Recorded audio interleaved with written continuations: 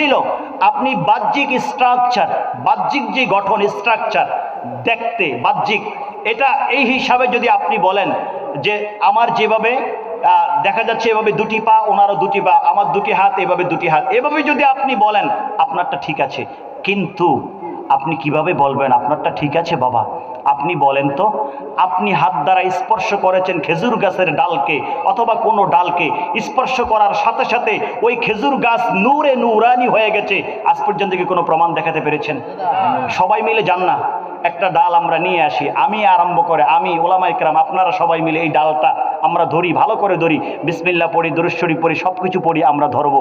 আমরা যখন ছেড়ে দিব এই ডালটা থেকে কি নূর বের হবে? নূর বের হবে? কেন বের হবে না?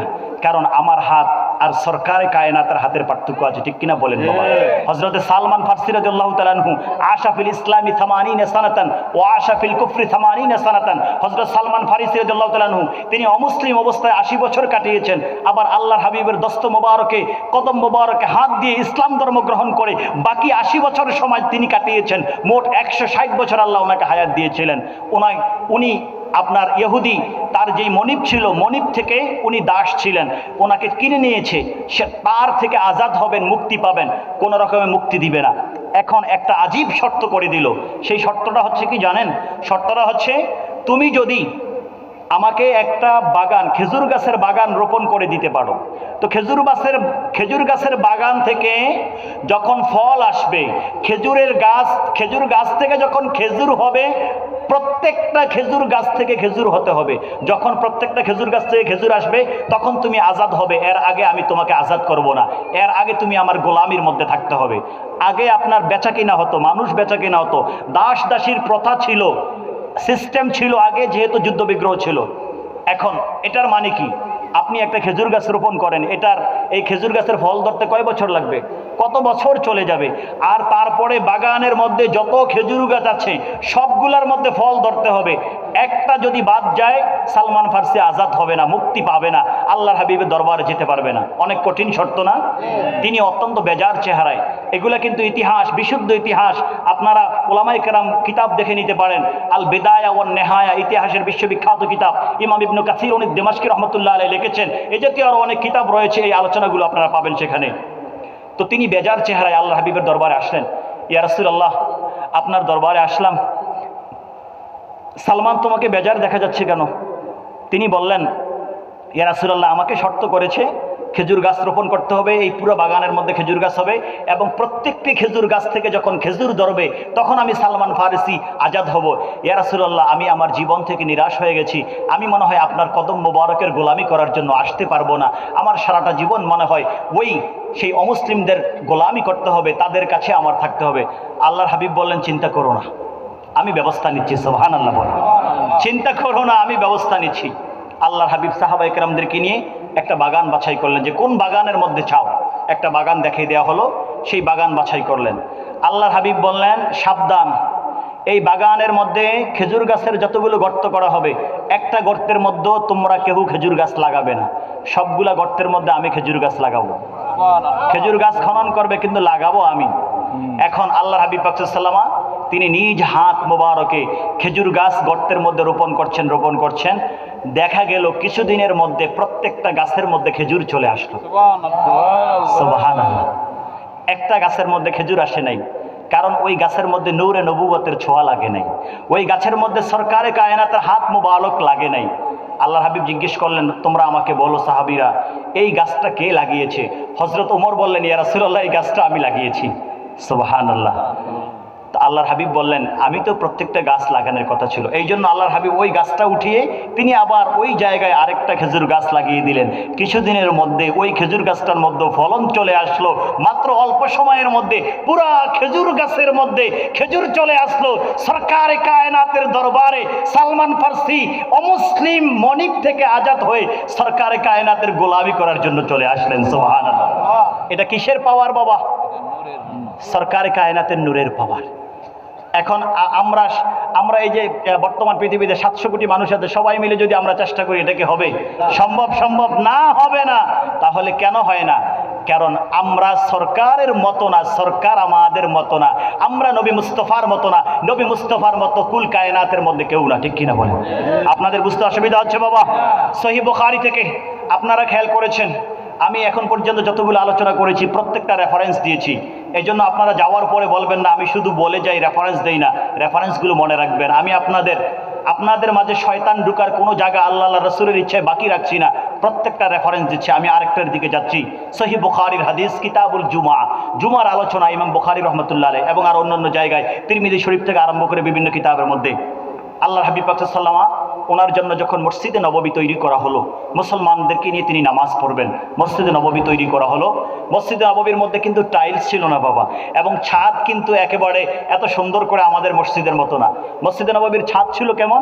খেজুর গাছের পাতা, খেজুর গাছের ডাল দিয়ে ছাদ ছিল। তো খেজুর গাছের ডাল দিয়ে পাতা দিয়ে যদি ছাদ দেয়, বৃষ্টি আসলে কি হবে? ভিতরে পড়বে কি পড়বে না?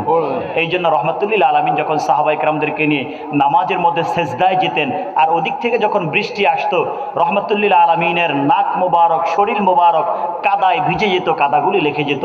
আহা, রহমাতুল্লিল আলামিন সাহাবায়ে কেরাম কত কষ্ট করে নামাজ পড়েছেন। আর আমরা এখন কার্পেট আছে, টাইলস আছে, কত অত্যাধুনিক ব্যবস্থা, এসি আছে, তারপরেও আমরা মসজিদে নামাজে আসি না, ঠিক কিনা বলে? আমরা জমাতে আসি না। একদিকে মুয়াজ্জিন আযান দেয় হাইয়া আলাস সালাহ বলে আসো নামাজের দিকে, হাইয়া আলাল ফালাহ আসো কল্যাণের দিকে। আবার যখন ফজরের সময় হয় তখন মুয়াজ্জিন এটার সাথে আলাদা একটা শব্দ যোগ করে মুয়াজ্জিনের কণ্ঠে ভেসে আসে আসসালাতু খায়রুম মিনান নাওম, উঠো তোমার ঘুম থেকে রব্বে কারীমের কদম মোবারকে সেজদায় পড়ে যাওয়া, নামাজ পড়া এটা অনেক উত্তম। আসো তাড়াতাড়ি কম্বল ছেড়ে দাও, বিছানা ছেড়ে দাও, আরাম ছেড়ে রব্বে কারীমের দরবারে আসো, মসজিদে আসো। ওই আওয়াজও কিন্তু আমাদের কানে যায় না, ঠিক কিনা বলে? যায় না।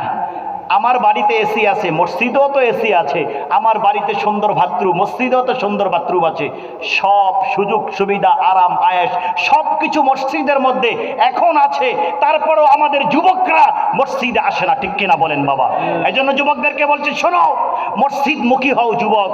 কিয়ামতের ময়দানে আল্লাহ 7 ব্যক্তিকে রহমতের ছায়ার দ্বারা ছায়া দান করবেন, ধন্য করবেন। বুখারীর হাদিস, সাবআতুন ইযিল্লুহুমুল্লাহু ইয়াওমা লা যিল্লা ইল্লা যিল্লাহ। কিয়ামতের ময়দানে আর কোনো ছায়া থাকবে না, আরশ পাক রহমতের ছায়ায় 7 দলকে আল্লাহ আশ্রয় দিবেন। এর মধ্যে এক দলকে জানো? যুবক। এর মধ্যে এক দল হচ্ছে তোমরা। আল্লাহর হাবিব বলছেন ওয়ারাজুলুন শাবুন নাশা ফি ইবাদাতিল্লাহি ওয়া কলবুহু মুতাআল্লাকুন বিল মাসাজিদি। যুবক তোমাকে বলছে, সরকার কায়নাত বলছে, চলো কিয়ামতের ময়দানে তুমি এখন মসজিদে যাও, মসজিদমুখী হও। কিয়ামতের ময়দানে আমি নবী বলছি আমার আল্লাহর রহমতের ছায়ার নিচে আল্লাহ তোমাকে হেফাজত করবেন। সুবহানাল্লাহ বলেন। এখন বলেন মসজিদে যাওয়া দরকার আছে কি নাই? যুবক ভাইরা বলেন আমরা যাব কি যাব না? আমরা নামাজ পড়বো কি পড়বো না? আল্লাহ যেন তৌফিক দান করেন বলুন আমিন। সরকারে কায়নাতের মসজিদ নির্মাণ করা হলো। এখন মিম্বর তো নাই, এই যে এত সুন্দর মিম্বর কই পাবে? এই মিম্বর তো নাই, মুসলমানদের তো তেমন কিছু ছিল না। আল্লাহর হাবিব কি করলেন? সাহাবায়ে কেরামদেরকে বললেন খেজুর গাছের একটা পিলার রোপণ করে দিতে। খেজুর গাছের একটা পিলার মাটির মধ্যে রোপণ করে দেওয়া হলো। রহমাতুল্লিল আলামিন এই খেজুর গাছের ওই কাণ্ডর দিকে হেলান দিয়ে, একটু ঠেস দিয়ে সাহাবায়ে কেরামদেরকে তিনি খুতবা দিচ্ছিলেন, আলোচনা করছেন। কয়েকদিন এভাবে চলে গেল। রাখা হলো কাকে? আপনাদের বুঝতে অসুবিধা হচ্ছে? একটু মনোযোগিতা কামনা করছি। রাখা হলো কাকে? খেজুর গাছের।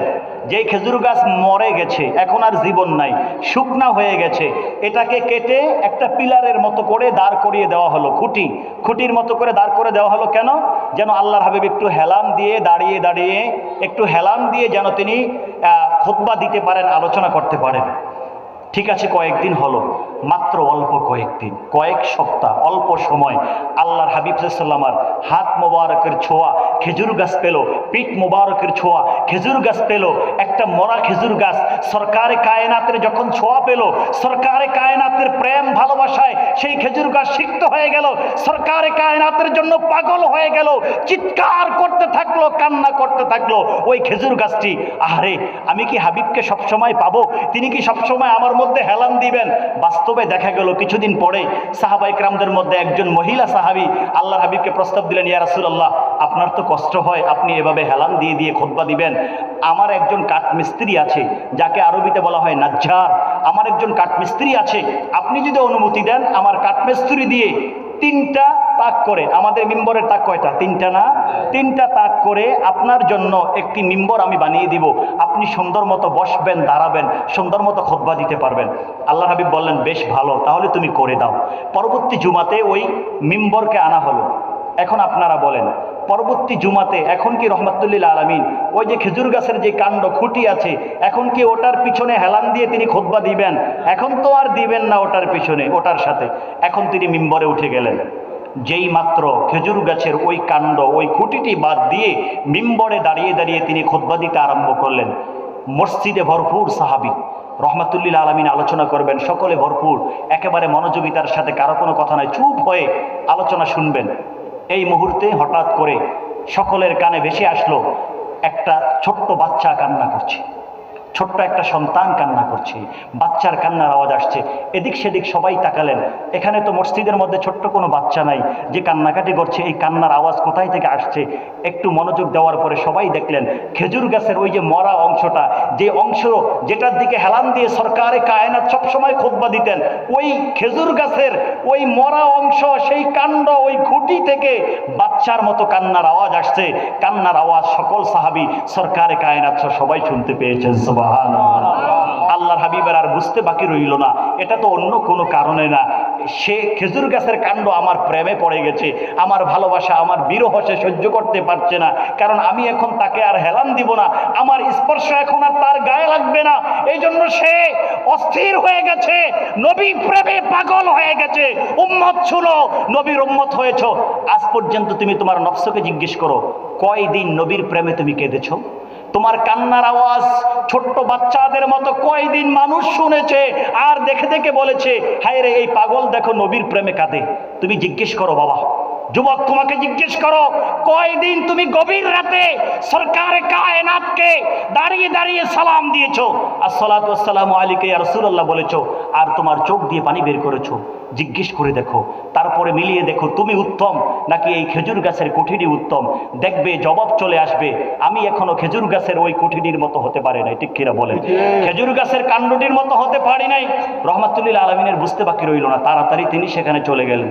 সেখানে গিয়ে খেজুর গাছের সেই কাণ্ডটিকে তিনি জড়িয়ে ধরলেন।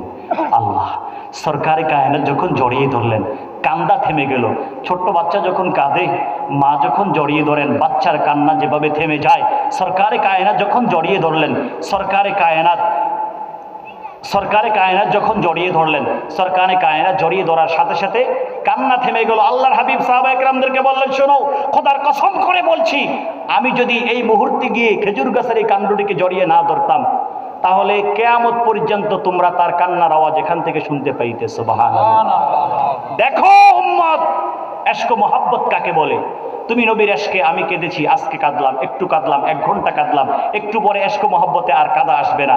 আর একটা মরা প্রাণী, আল্লাহর হাবিব বলছেন, আমি যদি তাকে না ধরতাম, লায়াবকি ইলা কিয়ামিস সাআতি, যদি আমি তাকে না ধরতাম, তাহলে আমার বিরহে, আমাকে হারানোর বেদনায় কিয়ামত পর্যন্ত এই জায়গায় সে কাঁদতে থাকতো। সুবহানাল্লাহ। আর এখানে যারা আসতো সকলে তার কান্নার আওয়াজ শুনতে পেত। সুবহানাল্লাহ। আল্লাহর হাবিব খেজুর গাছকে 2টা প্রস্তাব দিলেন, 2টা অপশন, এই অংশটিকে 2টা অপশন দিলেন। তুমি যদি চাও, আমি তোমাকে এই মসজিদে নববীর সামনের যে বাগান আছে, এই বাগানে রোপণ করে দিব। সুবহানাল্লাহ বলেন। কি রোপণ করবেন? একটা মরা ডাল, একটা মরা গাছ। তো আমি আপনি সবাই মিলে যদি মরা একটা গাছকে রোপণ করি, এটা কি জিন্দা হবে নাকি বাবা? জিন্দা হওয়ার সম্ভাবনা আছে? কারণ কি? এটা তো আমি আব্দুল্লাহর হাত, আপনার হাত, কিন্তু এখানে তো এমন ব্যক্তির, এমন মহান জাতে পাকের হাত লেগেছে, যে জাতে পাকের তুলনা, যে জাতে পাকের মতো পৃথিবীতে কেউ নাই। ঠিক কিনা বলেন? ওনার হাতের ছোঁয়া লেগেছে, জিন্দা হয়ে গেছে। ওনার হাতের ছোঁয়া লেগেছে, মুর্দা জিন্দা হয়ে গেছে। ওনার হাতের ছোঁয়া লেগেছে, জাহান্নামী জান্নাতি হয়ে গেছে। ঠিক কিনা বলেন? আল্লাহ হাবিব আসসালাম প্রস্তাব দিলেন, সামনে বাগানের মধ্যে তোমাকে আমি রোপণ করে দিব, কিয়ামত পর্যন্ত তুমি জীবিত থাকবে এবং মানুষ তোমার থেকে খাবে। 1। 2 নম্বর অপশন হচ্ছে, আমি তোমাকে এখানেই দাফন করে দিব, কিন্তু তোমাকে আল্লাহ কুদরতিভাবে জান্নাতে রোপণ করে দিবেন। তখন আমি যখন জান্নাতে যাব, আমিও তোমার থেকে ফল খাবো, আমার উম্মতও তোমার থেকে ফল খাবে। তুমি কোনটা চাও? সুবহানাল্লাহ বলেন। সে দুনিয়া তো ক্ষণস্থায়ী, শেষ হয়ে যাবে। সে বলল, ইয়া রাসূলুল্লাহ, আমি এটা চাই না, আমি জান্নাতে আপনার সাথে থাকতে চাই এবং আমি চাই জান্নাতে আপনি আমার থেকে ফল ছিঁড়ে ছিঁড়ে খাবেন। আল্লাহ, প্রেম দেখেছেন বাবা কি জিনিস! সুবহানাল্লাহ, সুবহানাল্লাহ। আল্লাহ যেন আমাদেরকে বুঝার তৌফিক দান করে, বলুন আল্লাহুম্মা আমিন। আল্লাহ হাবিবের ইশক মুহাব্বত ভালোবাসা দিয়ে আমাদের হৃদয়কে যেন তিনি নূরানি করেন, আলোকিত করেন, বলুন আল্লাহুম্মা আমিন। একটু মুহাব্বতে দরুদ শরীফ পড়ুন, আল্লাহুম্মা